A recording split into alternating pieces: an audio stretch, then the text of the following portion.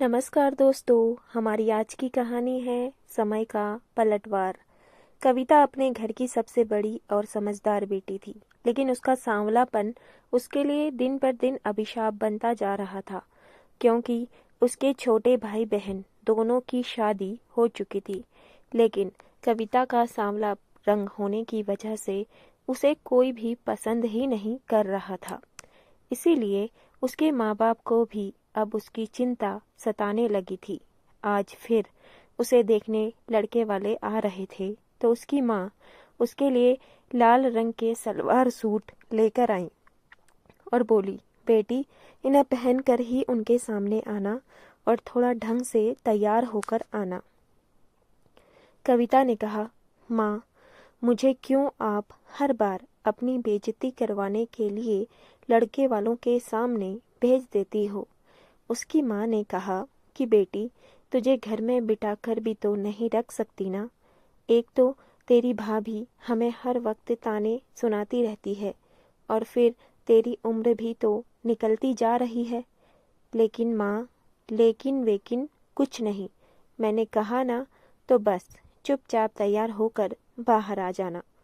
कविता की माँ गुस्से में बोलकर बाहर निकल गई, तो कविता बेचारी कुछ बोल ही नहीं पाई और चुपचाप अपने कमरे में बैठी बस आंसू बहाती रही। कविता की माँ जब बाहर गई तो कविता के पिता बस इधर उधर चक्कर लगाए जा रहे थे। उन्हें ऐसे चक्कर लगाते हुए देखकर कविता की माँ ने कहा कि आखिर आप कब तक ऐसे ही चक्कर लगाते रहेंगे? नहीं कविता की माँ, आज हमारी बेटी का रिश्ता पक्का हो जाना चाहिए, नहीं तो बहू हमारी बेटी को उम्र भर ताने ही मारती रहेगी। बहुत सहन कर लिया है, अब और नहीं देख सकता अपनी बेटी को ऐसे दुखी होते हुए। कुछ ही देर बाद एक बड़ी सी गाड़ी में लड़के के माँ बाप और खुद लड़का गाड़ी में से उतरे। दरवाजे पर कविता के माँ बाप हाथ जोड़ उनके स्वागत के लिए खड़े थे। अंदर आते ही कविता के पिता ने कहा कि साहब, हमारी बेटी बहुत ही गुणी और समझदार है। जिस घर में भी वह जाएगी उस घर को स्वर्ग बना देगी। हर बात में निपुण है हमारी बेटी। तभी लड़के के पिता ने कहा, अच्छा जी, देखते हैं आपकी समझदार बेटी को, जरा बाहर तो बुलाइए। तभी कविता अपनी भाभी के साथ चाय नाश्ता लेकर आती है और लड़के वालों को देखते ही उसके हाथ कांपने लगते हैं, क्योंकि उसे पता था कि यह लोग भी केवल उसके चेहरे को ही देखेंगे। जब कविता उनके सामने आई तो उसे देखते ही सबका चेहरा उतर गया। बात करते करते सब रुक गए। लड़के की माँ शांति जी कहती हैं, अरे, यह तो बहुत काली है। भाई साहब, आप ही देखिए, क्या यह हमारे बेटे के बराबर बैठने लायक भी है? आप तो अपनी बदसूरत बेटी को मेरे लाखों में एक हीरे जैसे बेटे के गले बांधने चले थे, पर हमें पसंद नहीं आपकी कविता। अपने पास ही रखिए ऐसी समझदार बेटी को। तभी कविता के पापा ने कविता से कहा कि बेटी, तुम अंदर जाओ। जब कविता अंदर चली गई तब उसके पिता ने लड़के वालों से कहा कि साहब, मैं आपके सामने हाथ जोड़कर कहता हूँ, मेरी बेटी के लिए यह रिश्ता मत ठुकराइए, नहीं तो हमारी बहुत बदनामी होगी। मैं आपको जितना कहेंगे उतना दहेज देने के लिए तैयार हूँ। तो लड़के के पिता रमाकांत जी, जो बहुत ही लालची व्यक्ति थे, दहेज की बात सुनते ही कुछ सोचते हुए बोले, तो आप अपनी बेटी के दहेज में क्या दे सकते हैं? तो कविता के पिता प्रकाश जी बोले कि जो आप कहेंगे साहब। उनकी ऐसी बातें सुनकर प्रवीण भड़क उठता है और अपने पिता से कहता है कि पापा, आप यह क्या बोल रहे हैं? तो लड़के की माँ उसे कहती है, तू चुप कर, बड़े बात कर रहे हैं ना, तो छोटे बीच में बोलते नहीं। अपनी माँ की बात सुनकर प्रवीण गुस्से से बाहर चला गया। उसके जाते ही शांति जी बोली, ठीक है, आप तो बस शादी की तैयारी करो जी। इतना सुनते ही कविता की माँ बहुत खुश हो गई और अंदर जाकर अपनी बेटी से बोली कि बेटी, आज तेरा रिश्ता पक्का हो गया है। तो कविता यकीन नहीं कर पाई और सोचने लगी कि उन्होंने तो मेरे सामने ही मना कर दिया था और मेरे कालेपन पर भी सवाल उठाया था, फिर एकदम से राजी कैसे हो गए। कविता की माँ बोली कि तू ज़्यादा सोच मत, उन्होंने खुशी से हाँ किया है। घर जाकर प्रवीण कहता है कि आप लोगों ने यह क्या किया। मैं उस बदसूरत लड़की को की दोबारा शक्ल भी नहीं देखना चाहता और आप लोग जिंदगी भर के लिए मेरे सर पर बैठा देंगे। तभी उसकी माँ बोली कि बेटा, वह लोग मनचाहा दहेज देने के लिए तैयार हो गए तो हमें और क्या चाहिए। एक बार अच्छा सा दहेज मिल जाए फिर उस काली का क्या है, नौकरानी होगी, घर का काम तो कर ही लेगी ना। तो प्रवीण ने कहा कि माँ, आप लोग दहेज के लालच में मेरी जिंदगी खराब कर दोगे। अरे नहीं बेटा, बस एक बार दहेज ले लेते हैं, फिर तुम उस काली कलौटी के नज़दीक भी मत जाना। कुछ दिनों के बाद कविता के पिता ने खूब धूमधाम से बेटी की शादी कर दी। कविता बड़ा सा घूंघट निकाले प्रवीण के साथ दरवाजे पर गृह प्रवेश के इंतजार में खड़ी थी। औरतें भी कविता का मुंह देखने के लिए बेसब्री से इंतजार कर रहे थे कि शांति ने आखिर किस चांद के टुकड़े को पसंद किया है। तभी शांति जी कविता के कान में कहती है कि घूंघट बिल्कुल भी मत उठाना। प्रवीण को बहुत गुस्सा आ रहा था क्योंकि वह शादी के लिए बिल्कुल भी खुश नहीं था। वह कविता के साथ खड़ा होने पर भी घृणा महसूस कर रहा था। शांति जी बहू का गृह प्रवेश करवाकर घर के अंदर ले आए। सभी आस पड़ोस की औरतें कहने लगी, अरे शांति बहन, अब तो बहू की मुंह दिखाई कर दो, हम भी तो देखें कि आखिर आप कितनी खूबसूरत बहू को लेकर आई हैं, हम नज़र नहीं लगाएंगे। ऐसा कहकर सारी औरतें हंसने लगी। शांति जी ने बहुत बहाने बनाए पर कविता का चेहरा नहीं छुपा पाई। जब औरतों ने जिद की तो शांति जी ने झिझकते हुए कविता का घूंघट उठाया। घूंघट उठाते ही सभी औरतें चौंक गई और बोली, यह क्या शांति बहन, अपने राजकुमार बेटे के लिए किसे उठा लाई तुम।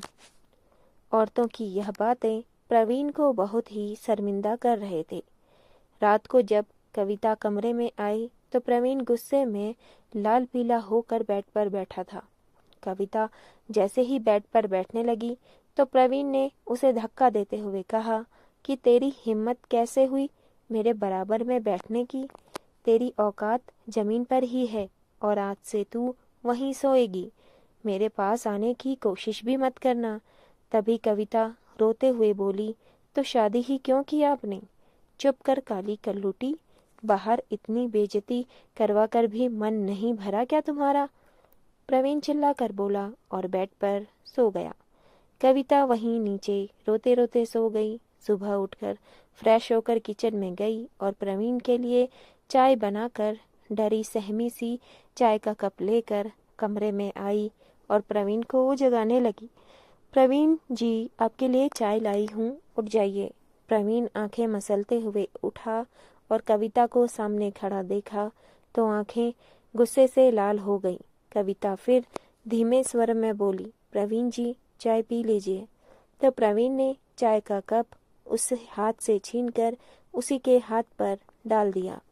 गरम चाय से कविता का हाथ जल गया और वह चिल्लाई तो सांस छोड़कर आई और बोली, क्या हुआ, क्यों चिल्ला रही हो। सुबह सुबह कविता रोते हुए बोली कि उन्होंने गरम चाय से मेरा हाथ जला दिया है। तभी शांति जी गुस्से से बोली, चुप कर कलूटी, तुझे किसने कहा सुबह सुबह मेरे बेटे को अपनी बदसूरत शक्ल दिखाने के लिए। सारी चद्दर खराब कर दी। यह रोना धोना बंद करो और इसे साफ करो। प्रवीण बेटा, तेरे लिए गरम नाश्ता बनाया है, जल्दी से नहा धो करके डाइनिंग टेबल पर आ जाना। कहकर शांति जी बाहर चली गई। कविता ने अपने जले हाथ पर थोड़ी सी दवाई लगाई और फिर काम में लग गई, क्योंकि उसके आंसू देखने वाला कोई नहीं था। मन हल्का करने के लिए अपनी माँ को फ़ोन किया और बोली, माँ, प्रवीण जी मुझे बिल्कुल भी पसंद नहीं करते। तो माँ ने कहा, बेटी अभी कल ही तो शादी हुई है, धीरे धीरे सब ठीक हो जाएगा। तो उन्हें सज संवर कर उन्हें रिझाने की कोशिश कर, उनके दिल का हाल चाल जान। इतना कहकर उसकी माँ ने फ़ोन रख दिया। दूसरे दिन कविता सज धज कर प्रवीण के पास गई तो प्रवीण लैपटॉप पर देख रहा था। तो वह धीरे से बोली, देखो जी मैं कैसी लग रही हूँ। प्रवीण ने उसकी कलाई जोर से पकड़ी और आईने के पास ले जाकर कहा, देख लो अपनी बदसूरत शकल कैसी लग रही हो, और फिर से मेरे सामने आने की कोशिश भी मत करना। चली जाओ मेरी नज़रों के सामने से। इतना कहकर वह कमरे से बाहर चला गया और कविता वहीं बैठकर रोती रही। 2-3 दिन बाद प्रवीण के कुछ दोस्त आए तो प्रवीण उन्हें बाहर बगीचे में ही बैठा दिया। उनमें से एक दोस्त ने कहा, यार प्रवीण तुमने शादी भी कर ली और बुलाया भी नहीं। तभी दूसरे दोस्त ने कहा, चल यार शादी में तो नहीं बुलाया, लेकिन भाभी जी से तो मिला दे। तो प्रवीण परेशान हो गया और सोचने लगा कि अगर अब उस बदसूरत से इनको मिलाया तो पूरे ऑफिस में मेरी बेइज्जती हो जाएगी। यह सब कविता भी देख रही थी, इसीलिए उसने सोचा कि यह लोग खास तौर से मुझसे मिलने आए हैं, तो मुझे अच्छे से तैयार होकर उनके सामने जाना चाहिए। उसने आईने के पास जाकर ढेर सारा पाउडर लगाया और चाय नाश्ता लेकर उनके पास गई और जाकर बोली, नमस्ते जी, आप लोग मुझसे मिलने आए थे ना? मैं कविता, प्रवीण जी की धर्मपत्नी। तो सभी लोग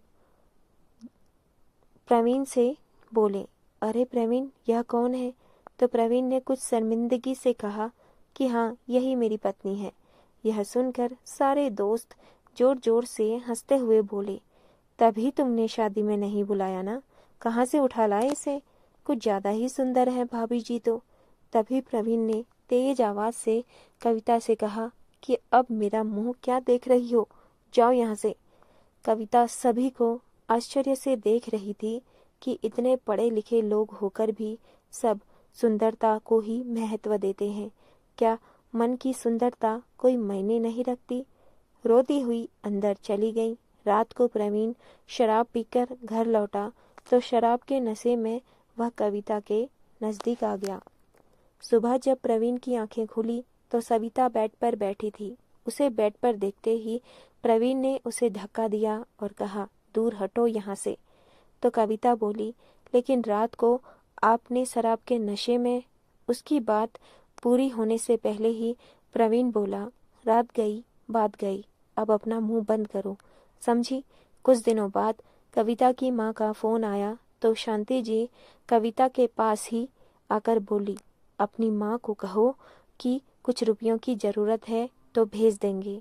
तो कविता आश्चर्य से उनकी तरफ देखने लगी। तभी शांति जी फिर बोली, ऐसे क्या देख रही हो? उनके सर के इतने बड़े बोझ को उतारा है हमने, तो अब क्या वह इतना भी नहीं कर सकते? तभी अचानक कविता का जी मिचलाने लगा तो उसने तुरंत माँ का फ़ोन काटा और जल्दी से बाथरूम में जाकर उल्टियाँ करने लगी। यह देख शांति जी चौंक गई और जाकर कविता की चोटी पकड़कर उसे खींचते हुए बाहर लाई और बोली, यह किसका पाप ले आई है रे कलूटी? मेरा बेटा तो तुझे देखना तक भी पसंद नहीं करता। तभी वहाँ प्रवीण भी आ गया और बोला, मुझे कोई फर्क नहीं पड़ता, मैं यह बच्चा चाहे किसी का भी हो लेकिन इसे गिराना ही पड़ेगा। तभी कविता गिड़गिड़ाते हुए बोली, नहीं माँ जी, यह इसी घर का चिराग है। मैं प्रवीण जी के अलावा किसी दूसरे के बारे में सोच भी नहीं सकती। जब दोनों नहीं माने तो कविता ने अपने कमरे में जाकर अपनी माँ को सारी बात बताई। तो कविता के माता पिता आए और प्रवीण और उसकी मम्मी पापा के आगे अपने हाथ जोड़कर बोले कि यह हमारी बेटी बच्चलन नहीं है। जो तो शांति जी बोली, तो भाई साहब आप कहना क्या चाहते हैं? अरे हमारा बेटा तो इसकी शक्ल देखना भी पसंद नहीं करता। न जाने किसका पाप मेरे बेटे पर थोप रही है। कविता के पापा प्रवीण के पैरों में गिरकर बोले, बेटा मेरी बेटी के साथ ऐसा मत करो। वह आपके अलावा किसी और के बारे में सोच भी नहीं सकती है। अपने पापा को ऐसे गिड़गिड़ाते हुए देख कविता ने उन्हें उठाकर कहा, बस पापा, अब आप उनके सामने और नहीं गिड़गिड़ाएंगे। मेरी खुशी के लिए आप यहाँ से जाइए और मैं इस घर को छोड़कर कहीं नहीं जाऊंगी। तो उसके पापा बोले, नहीं बेटी, तुझे ऐसी हालत में कैसे छोड़कर जा सकते हैं? तो कविता चिल्लाकर बोली, पापा आप जाइए ना, आप ही तो कहते हैं कि बेटी की अर्थी ससुराल से ही उठती है। कविता के मम्मी पापा रोते हुए वहां से चले गए। प्रवीण ने कविता का हाथ पकड़कर कहा, बहुत बहादुरी आ गई है ना तुम्हारे अंदर, अभी चल सारी हेकड़ी निकालता हूँ। तीनों ने मिलकर कविता को कमरे में बंद कर दिया और कविता अपनी बेबसी पर रोने लगी।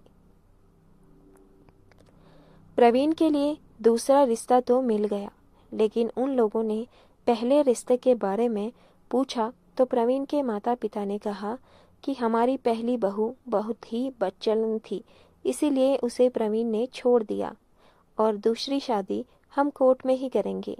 प्रवीण देखने में बहुत सुंदर था, अच्छी सैलरी थी, इसीलिए लड़की वाले भी कोर्ट में शादी करने के लिए राजी हो गए। तीसरे दिन प्रवीण और सोनिया की कोर्ट में शादी हो गई। जब सोनिया दुल्हन बनकर उस घर में आई तो शांति जी ने कविता से कहा कि देखो हमने प्रवीण की दूसरी शादी कर दी है, उसके सामने कुछ भी मत बोलना, नहीं तो हम जबरदस्ती इस बच्चे को गिरा देंगे। तेरे लिए खाना लाती हूँ, खाकर काम में लग जाना, वरना इस बार भूखी रही तो तेरे बच्चे के साथ तेरा भी राम नाम सत्य हो जाएगा। कविता की भूख से बुरी हालत थी, शरीर में बहुत कमजोरी आ गई थी, लेकिन वह कुछ कर भी नहीं सकती थी, इसीलिए वह सास की बात मानकर खाना खाकर काम में लग गई। तभी नई बहू सोनिया ने शांति जी को ऑर्डर देते हुए कहा कि मम्मी जी जल्दी से मुझे मेरा कमरा बता दीजिए, मुझे बहुत नींद आ रही है। यह देखकर सब चौंक गए तो शांति जी मुस्कुराकर बोली, हाँ चल बहू, तुझे तेरा कमरा दिखा देती हूँ। जैसे ही शांति जी ने उसे कमरा दिखाकर वापस जाने लगी तो सोनिया बोली, मम्मी जी मेरे लिए एक गिलास जूस भेज देना। तो शांति जी बोली, हाँ हाँ बहू, अभी भेजती हूँ। और बाहर आकर कविता से बोली, अरे ओ कलूटी, हमारी नई बहू के लिए ताजे फलों का जूस बनाकर ले जाओ। तो कविता जल्दी से जूस लेकर आ जाती है। सोनिया शाम को जीन्स टॉप पहनकर हाथ में पर्स लिए कहीं जा रही थी तो शांति जी बोली, अरे बहू कहाँ जा रही हो? तो सोनिया ने कहा, क्या मम्मी जी, मैं दोस्तों के साथ पार्टी करने के लिए जा रही हूँ, और यह प्लीज मुझे बहू कहना बंद कीजिए। यह कहकर उसके पापा ने जो गाड़ी दी थी वही लेकर चली गई थी। किसी की हिम्मत भी नहीं हुई कि उसे रोक सके। बहुत देर हो गई बेटा, सोनिया बहू अभी तक नहीं आई, शांति जी ने प्रवीण से कहा। तो प्रवीण भी चिंतित होकर कहता है, आपको जाने ही नहीं देना चाहिए था ना, आज उसे बोल ही दूंगा कि अब शादी के बाद यह सब नहीं चलेगा। रात को 2 बजे सोनिया घर आई तो वे लोग सोनिया के इंतजार में जगे हुए थे। उसे देखकर प्रवीण गुस्से में आकर कहता है, देखो सोनिया, हमारे घर में शादी के बाद बहुएं घर संभालती हैं, तुम्हारी तरह तुम्हारे जैसे दोस्तों के साथ पार्टी नहीं करती। तो सोनिया जोर से हंसने लगी और बोली, घर संभालने के लिए नौकरानी और बुला दूं? मम्मी जी समझाओ अपने बेटों को, मैं खुले विचारों वाली लड़की हूँ, तुम लोगों की कैद में नहीं रहने वाली, आई बात समझ में? इतना कहकर अपने कमरे में चली जाती है। तभी पीछे से शांति जी कहती हैं, अरे मेरे बेटे की तो किस्मत ही फूटी हुई है, एक मिली बदसूरत और दूसरी बदतमीज। सुबह होते ही सोनिया जोर से चिल्लाई, मम्मी जी मेरे लिए नींबू पानी भेजिए, मेरा सर फटा जा रहा है। तो प्रवीण बाथरूम से आकर बोला, देखो सोनिया, यहाँ रहना है तो मेरे हिसाब से ही रहना होगा, नहीं तो। तभी सोनिया चिल्लाते हुए बोली, कौन सा तुम्हारे हिसाब से प्रवीण? जब तुमने मेरे पापा से नोटों की गड्डी लेकर अपनी जेब में डाली थी, तब तो तुमने नहीं कहा था कि आपकी बेटी को कठपुतली बनाकर ले जा रहा हूँ। मैं आजकल के ख्यालों वाली लड़की हूँ, तुम्हारे हिसाब से नहीं, अपने तरीके से जिंदगी जीऊंगी, समझे? सोनिया सुंदर तो बहुत थी, लेकिन घर सुंदरता से नहीं, अच्छे संस्कारों से चलता है, जो सोनिया में बिल्कुल भी नहीं थे। वे प्रवीण को बिल्कुल भी समय नहीं देती थी, बस अपने दोस्तों के साथ पार्टी में करती रहती, और जब कोई टोकता तो अपने पापा का रौब झाड़ती थी। अब धीरे धीरे प्रवीण की नज़र सोनिया की जगह कविता को ढूंढने लगी थी। उसे अब कविता की अच्छाइयाँ दिखने लगी। इंसान को कोयले और हीरे में फ़र्क बहुत देर में ही समझ आता है। आज जब प्रवीण ऑफिस से आया तो कविता किचन में काम कर रही थी। प्रवीण सीधा उसके पास गया और बोला, कविता, तुमने खाना खाया? तो कविता कुछ बोल ही नहीं पाई, उसकी आंखें भर आई।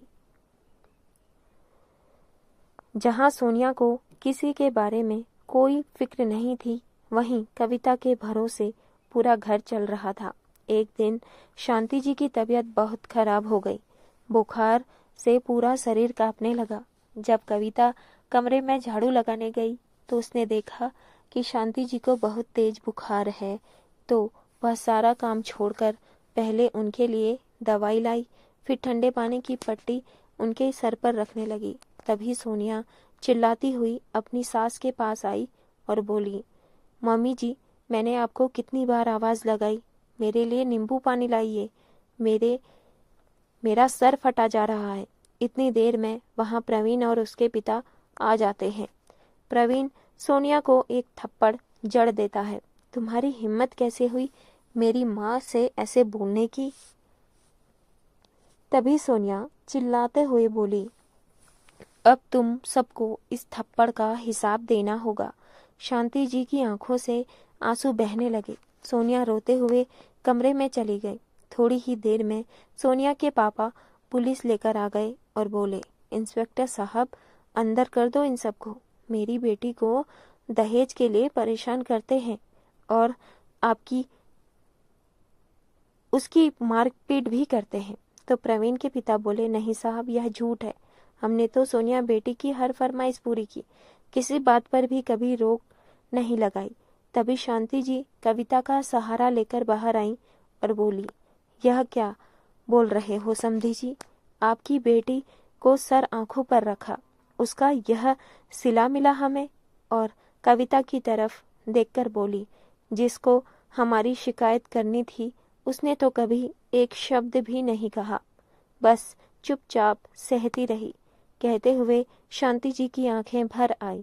तभी प्रवीण आज पहली बार कविता को प्यार की दृष्टि से देखते हुए सोचने लगा कि कविता ने सिर्फ मेरे अंश को बचाने के लिए क्या कुछ नहीं किया, और मैंने हमेशा उसकी बेइज्जती की।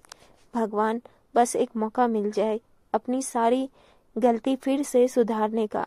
अब मैं कविता और अपने बच्चे को कभी तकलीफ नहीं दूंगा, मुझे सजा मिलनी ही चाहिए। तभी कविता आगे बढ़कर बोली, नहीं सर, मेरे मालिक लोग बहुत अच्छे लोग हैं, इन्होंने सोनिया मैडम को बदतमीजी करने पर हाथ उठाया था। कविता को यह भी डर था कि इन्हें मेरी और प्रवीण की शादी के बारे में पता न चल जाए, नहीं तो एक और जुर्म सामने आ जाएगा कि पहली पत्नी के होते हुए दूसरी शादी कर ली। तभी सोनिया भी अपने पापा से बोली, पापा, अब आप इन पर लगाया केस वापस ले लीजिए, इन्हें जेल में नहीं भेजना मुझे। सोनिया के पापा केस वापस ले लेते हैं और इंस्पेक्टर साहब को वहाँ से भेज देते हैं। तभी सोनिया कविता के पास जाकर उसके गले से लग जाती है, तो सभी घर वाले और कविता हैरानी से सोनिया को देखने लगे। सोनिया आंखों में आंसू लिए हुए बोली, कविता, इन लोगों को बस यही दिखाना था कि तू दिल की कितनी अच्छी है। कविता बोली, मैं कुछ समझी नहीं सोनिया मैडम। मैडम नहीं, तेरी वही बचपन की दोस्त हूँ, शालिनी।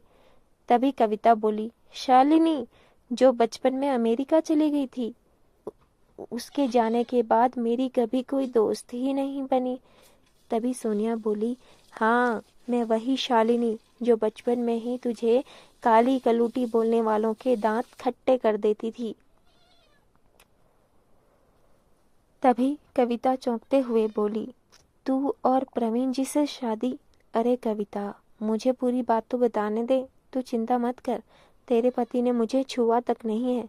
कुछ ही दिनों में पहले मैं भारत आई थी, तो मैं आते ही तुझसे मिलने तेरे घर गई, और वहां जाकर मैंने जब तेरे बारे में पूछा तो अंकल आंटी दोनों रोने लगे और उन्होंने मुझे सारी बातें बताई। तो पहले ही तो मैंने सोचा कि तुझे टॉर्चर करने के जुर्म में इन लोगों को जेल में डलवा दूं, लेकिन फिर यह सोचकर रुक गई कि अगर जेल में डलवा दिया तो इन लोगों को कैसे पता चलेगा कि तेरी अच्छाइयों का। जो तुझे बच्चलन बोल रहे थे, इन्हें बताना भी तो जरूरी था कि जिस औरत ने घर से बाहर कभी कदम ही नहीं रखा, जो देवता की तरह अपने पति को पूजती है, अगर वह बच्चलन है, तो सोनिया जैसी बिगड़ी हुई अमीर लड़की जो रात भर दोस्तों के साथ शराब पीती है, उसको यह लोग क्या कहेंगे। मुझे आंटी ने बताया कि तू प्रवीण जी से कितना प्यार करती है, और यह तेरे सांवलेपन की वजह से अपने बच्चे को भी अपना नहीं रहे थे। सिर्फ इन्हें तुम्हारी अच्छाई दिखाने के लिए मैंने यह सब नाटक किया। कविता, यह मेरे पापा नहीं बल्कि हमारे वकील साहब हैं, जिन्होंने मेरी और प्रवीण की झूठी शादी करवाई थी।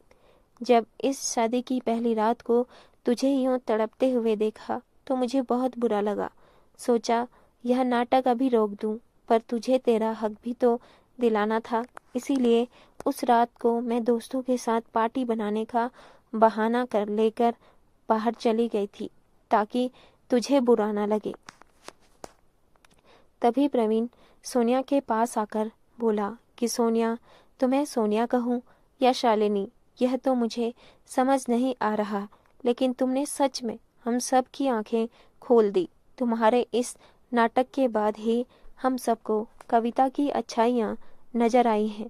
इतना कहकर प्रवीण कविता के पास जाकर बोला कि मैं माफ़ी के काबिल तो नहीं, लेकिन यकीन मानो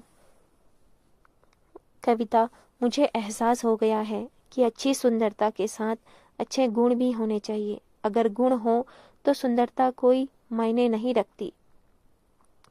मैं जानता हूँ कि तुम्हारी कोख में मेरा ही बच्चा है, बस लोगों के तानों के डर से मुझे बहुत कमजोर बना दिया था।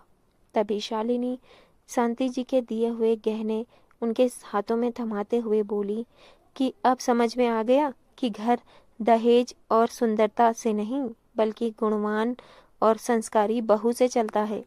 शालिनी बेटी, तुमने हमारी आंखें खोल दी। जो कविता जैसे हीरे को हम कोयला समझ बैठे थे। बोलते बोलते शांति जी की आंखें भर आई। तभी कविता बोली, प्लीज आप सब लोग माफी मत मांगे, देर से ही सही मुझे मेरा हक मिल गया, और वह भी हमारी बचपन की दोस्त शालिनी की कारण। शालिनी, तुम्हें कहने के लिए मेरे पास कोई शब्द ही नहीं।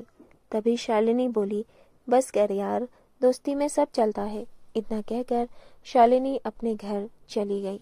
शाम को प्रवीण के पिता ने कविता के पिता को फोन किया और बोले, आपने सही कहा था समधी जी, आपकी बेटी जहाँ जाएगी घर को स्वर्ग बना देगी। इतना सुनते ही कविता के माता पिता भी खुश हो गए कि चलो देर से ही सही, लेकिन हमारी बेटी को उस अधिकार मिल ही गया।